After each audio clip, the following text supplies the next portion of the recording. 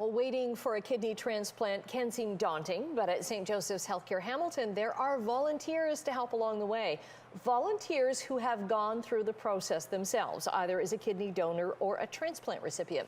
And one of the volunteers with the Transplant Ambassador Program, or TAP, is Courtney Gibson, and she joins us with more. Good morning.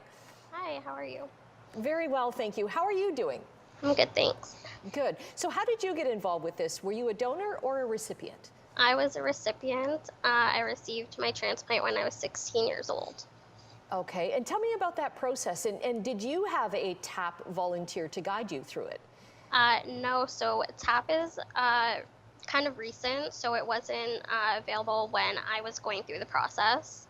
And we're actually only in adult clinics right now, so we're not in any pediatric centers.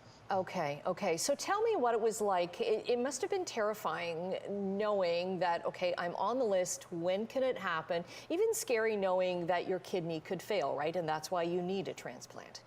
Yeah, for sure. It's an extremely scary process.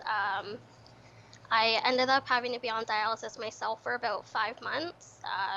It was awful. I hated dialysis. I mean, I don't think there's anyone out here who does like dialysis. I ended up not being able to go to school for a while. I was in and out of the hospital all the time. But once I got the call for my transplant, everything changed. Like, my life changed completely for the better, and I'm just so grateful I was able to have my transplant. And now that I'm able to give back and share with other patients and help them through this scary process. Right. Now, have you, as a new volunteer, have you helped anyone yet? Yeah, I've spoken with a few patients. Before COVID-19, we were in clinic all the time, so I'd be helping patients just in the waiting room while they're waiting for their appointments.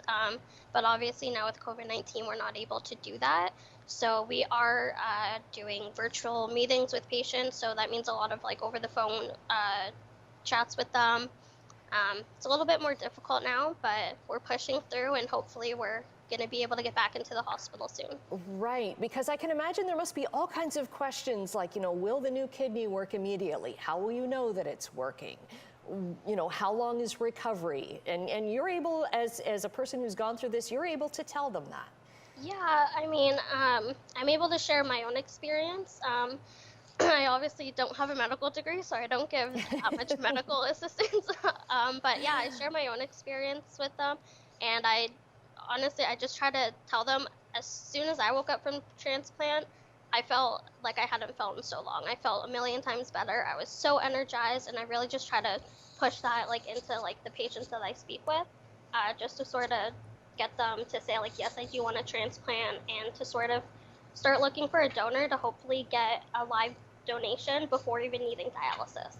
Right, and some of the volunteers are donors themselves. So is that normally, they've had a family member or a close friend or something who's been the recipient, and that's encouraged them to be a donor? So they could have donated to someone they know, or they might have known someone who they wanted to donate to, but maybe they weren't a match, so they ended up still donating anyways because they still wanted to help somebody else. So you can donate to someone you know, or you can also just donate anonymously to somebody else. Okay, what a great program, and to help everybody along as well. So we're going to get more information up on our website, CHCH.com, where people can find out more about becoming a volunteer, or maybe if you're going through this problem, you can find out more information. So Courtney, thank you for speaking with us this morning, and thank you for volunteering. Yeah, no problem. Thank you so much.